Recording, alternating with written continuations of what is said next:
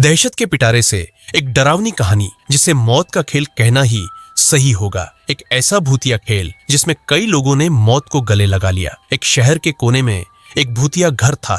उसकी दहशत की खबर से सभी शहरवासी परिचित थे। उस घर के आसपास कई एकड़ जमीनों तक कोई घर नहीं बना था। दरअसल उस घर के आसपास कोई रहना ही नहीं चाहता था। एक बार एक टेलीविजन सीरियल डायरेक्टर उसी भूतिया घर में एक लाइव रिकॉर्डिंग सीरियल शूट करने का मन बनाता है, जिसका नाम वह मौत का खेल रखता है। इस खेल में चुने हुए प्रतिभागियों को भूतिया घर के अंदर पूरी रात गुजारनी होगी और इस दौरान हर कमरे में कैमरे लगे होंगे जो इनके डर भरे पलों को रिकॉर्ड करेंगे और अंत में जो प्रतिभागी बिना डरे पूरी रात गुजार लेगा उसे 1 करोड़ की इनामी राशि दी जाएगी।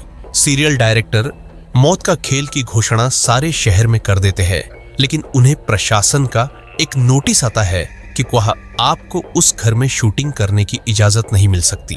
वह घर खतरे के दायरे में आता है। सीरियल डायरेक्टर बहुत नामी हस्ती था, इसलिए वह निजी तौर पर प्रतिभागियों की जिंदगी की सुरक्षा की गारंटी ले लेता है और कुछ शर्तों को लागू करने के बाद प्रशासन से उस भूतिया घर में सीरियल रिकॉर्ड करने की मंजूरी मिल जाती है, जिसके लिए उसे 2 गुने पैसे खर्च करने पड़ते हैं। प्रशासन की परमिशन मिलते ही पूरे शहर में मौत का खेल के पोस्टर चिपक जाते हैं।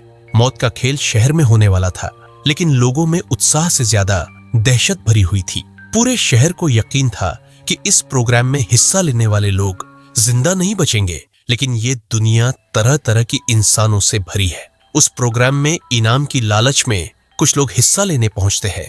सभी प्रतिभागियों को उनके नंबर दिए जाते हैं और साथ ही उनके हाथ में एक इलेक्ट्रिक ब्रेसलेट बांधा जाता है।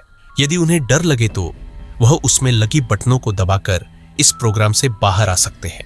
प्रतिभागियों में 12 लड़के और 3 लड़कियां होती हैं। दिन के समय ही बिल्डिंग के कमरों में कैमरे लगा दिए गए थे, क्योंकि रात को भूतिया आत्माएं उस बिल्डिंग के कमरों में दहशत का तांडव मचाती है और रात के समय अंदर जाने की हिम्मत बहुत कम लोग ही जुटा पाए थे। एक एक करके सभी प्रतिभागी अंदर चले जाते हैं। सभी अपने नंबर के हिसाब से अपने कमरे को चुनते हैं और अंदर जाते ही सभी को अंदर से ताला लगाकर चाबी बाहर फेंकनी होती है। दरवाजे का ताला इलेक्ट्रॉनिक बनाया गया था। उनके हाथ में लगे ब्रेसलेट के बटन दबाते ही वह ताला खुल सकता था, लेकिन यह बात उन्हें बताई नहीं गई थी।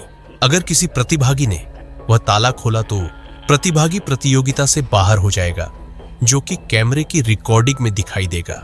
सभी के कमरे में निर्देश देने के लिए स्पीकर लगाए गए थे। उसी से सभी को संकेत दिया जाता है कि सभी जल्द से जल्द अपने कमरे का ताला बंद करके चाबी दरवाजे के नीचे से बाहर फेंके और इसके बाद कमरे की लाइट बंद की जाएगी। निर्देशों के अनुसार सभी अपने कमरे को अंदर से बंद कर देते हैं और चाबियां दरवाजे के नीचे से फेंक देते हैं। कैमरे नाइट मोड रिकॉर्डिंग के अनुरूप लगाए गए थे, इसलिए भले ही प्रतिभागियों के कमरे में अंधेरा हो, लेकिन दर्शकों को टेलीविजन स्क्रीन में सब कुछ नजर आ रहा होता है।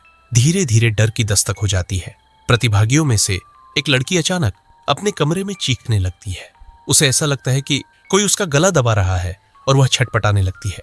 कुछ ही देर में वह डर से बेहोश हो जाती है। उसके बेहोश होते ही लाइव सीरियल देख रहे दर्शक घबरा जाते हैं। अचानक एक एक करके सभी प्रतिभागियों पर भूतिया हमले होने लगते हैं, लेकिन ताज्जुब की बात तो यह थी कि सभी प्रतिभागी अपने आप को स्वयं ही नुकसान पहुंचा रहे थे। कैमरे की रिकॉर्डिंग में साफ साफ नजर आ रहा था, कोई अपने चेहरे पर खरोंच रहा था तो कोई अपना गला दबा रहा था और तो और कई तो अपना सर भी दीवार से मारकर घायल कर रहे थे। दर्शकों का डर बढ़ते देख बिल्डिंग के नजदीक सरकारी अधिकारी पहुंच जाते हैं, क्योंकि प्रोग्राम को प्रशासन की शर्तों के अनुरूप रिकॉर्ड करने की परमिशन दी गई थी, जिनमें से एक शर्त यह भी है कि यदि किसी प्रतिभागी को शूटिंग के दौरान मेडिकल की जरूरत पड़ेगी तो तुरंत डॉक्टर उपलब्ध करवाया जाएगा। और जब सभी प्रतिभागियों को लाइव रिकॉर्डिंग में चोट लगने लगती है तो सभी प्रोग्राम को रोकने की आवाज उठाने लगते हैं। रातों रात प्रशासन पर दबाव बढ़ जाता है। दर्शकों में दहशत फैलते देख प्रोग्राम का प्रसारण रोकने के आदेश आ जाते हैं। तुरंत प्रोग्राम का टेलीकास्ट रुक जाता है और अब जद्दोजहद होने लगती है सभी प्रतिभागियों को बचाने की।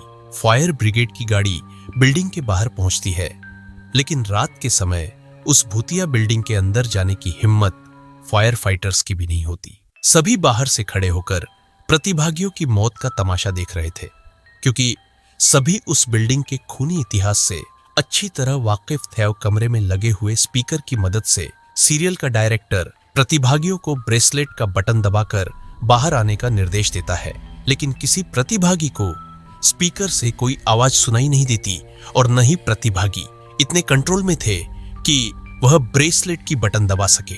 देखते ही देखते सभी प्रतिभागी लाइव रिकॉर्डिंग में ही आत्महत्या कर लेते हैं, लेकिन सब जानते थे कि यह भूतों के द्वारा किया गया नरसंहार है। सुबह होते ही सबकी लाशें निकाली जाती है और सीरियल डायरेक्टर को भारी मुआवजे के साथ कई साल की जेल की सजा सुनाई जाती है और उस बिल्डिंग को हमेशा के लिए नो विजिट जोन घोषित कर दिया जाता है और इसी के साथ यह कहानी समाप्त हो जाती है।